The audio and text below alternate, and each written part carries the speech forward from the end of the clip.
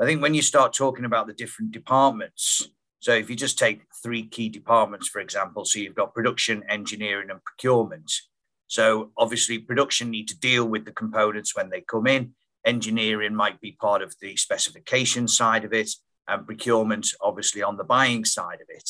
So unless those three within the organization, within the factory, have got clear communication amongst themselves, then you can, I do find a lot of the time that suppliers are blamed for a lot of, let's say, defect parts or parts that aren't to specification. But I think, as Clive said earlier on as well, unless it's very, very clear as to what the specification is, and has it been confirmed, has it been checked, and the feedback within the company from production to engineering, from engineering to procurement, because as we all know, procurement like to, in their view, save money. They all like to. That's part of their job. That's part of their role. But saving money can have massive detrimental effects. I've seen where a component can be specified by engineering, procurement can go out and source the part, source the supplier. But one key thing that they tend to miss is how those parts are packaged. Are they batched? How they're actually transported? What are the logistics?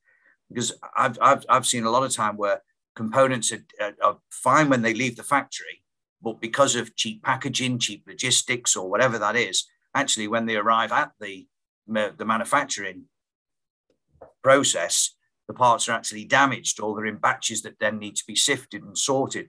All kinds of problems. So there's the whole supply chain, but it's both internally, the feedback internally, and then ultimately the feedback outside to the supplier.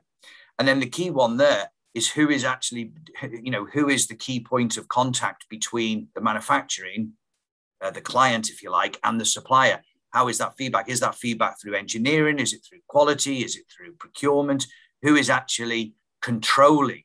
And I think that's one thing within the within the client side, the manufacturing side, that they need to have a clear process as to how that works. Absolutely. I mean, I can give you an example from my experience in Toyota. I worked a lot of my time in Toyota in body assembly and press parts, etc. And we had a lot of components that small pressed parts that were pressed by external suppliers, and they would come in. And let's just say, for example, we've got a small component, pressed part the size of your hand, and it's got various tabs on it, etc. And maybe a tab's damaged, which means that it then has to be straightened before it can be put into a jig or something like this. So we may get a batch of them that comes in. So, okay, our main focus is to keep production running. So we would put an extra person on that, bending all the tabs to the correct orientation so they can be loaded into the machine.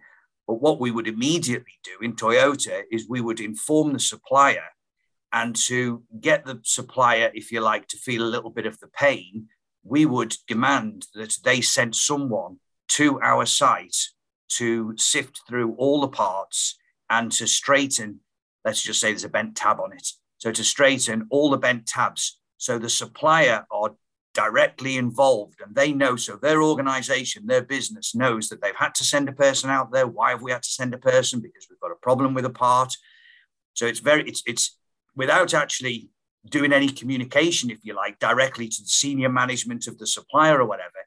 They all know about it. They're all very, very aware of it because they've had to put a man in a van and send him out to a factory.